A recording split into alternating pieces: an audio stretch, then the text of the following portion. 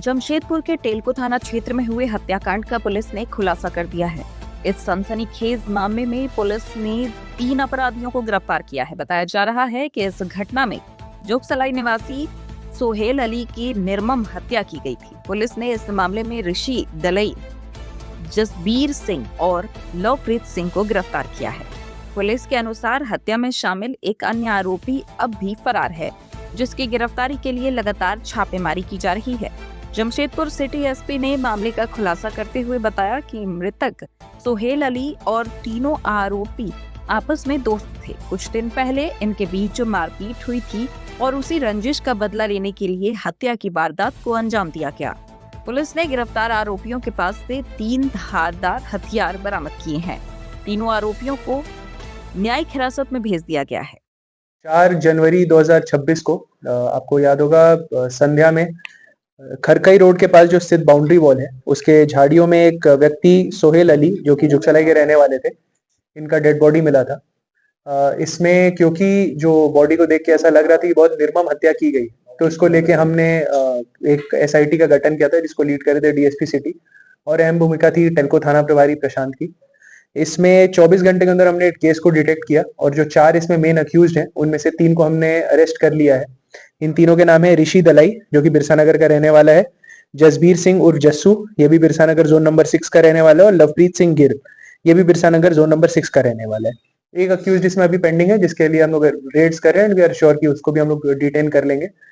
इसमें आपको जो घटना क्यों हुई उसका कारण बता देते हैं। तो ये जो मृतक है और जो जितने भी अक्यूज है ये एक दूसरे को बहुत अच्छे से जानते थे, साथ में ये लोग अड्डेबाजी भी करते रहते थे। इसी में पिछले 2-3 हफ्तों में 2-3 ऐसी घटनाएं हुई जिसके कारण इनका शक और इनका प्रतिशोध की भावना बहुत बढ़ गई आपस में, जिसके कारण इन घटना को कारित किया गया था।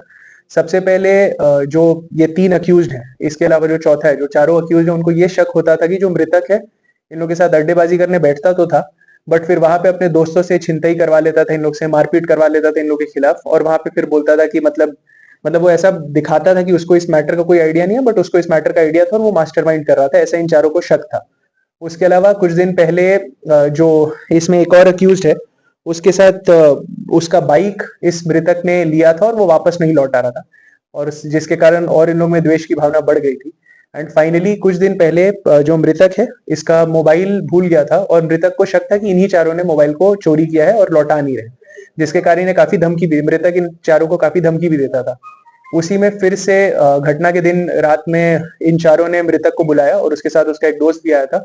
ये 6 साथ में बैठे थे और वहां पे अड्डेबाजी कर ही रहे थे, तो पीछे से इनमें से एक ने इसमें हमला कर दिया और साथ काफी निर्मम तरीके से हत्या कर दी। जहां तक आपराधिक इतिहास का बात है तो ऋषि दलाई का बिष्टुपुर थाना में केस है, चोरी का केस है, और गोलमुरी थाना में पॉक्सो एक्ट के बारे में केस है। इसमें जब्त जो सामान है, हमने एक स्टील का चापड़ जब्त किया है, लोहे का धारदार दाब जब्त किया है, इसके अलावा लोहे का फरसा जैसा दिखने वाला एक धारदार हथियार जब्त किया गया है।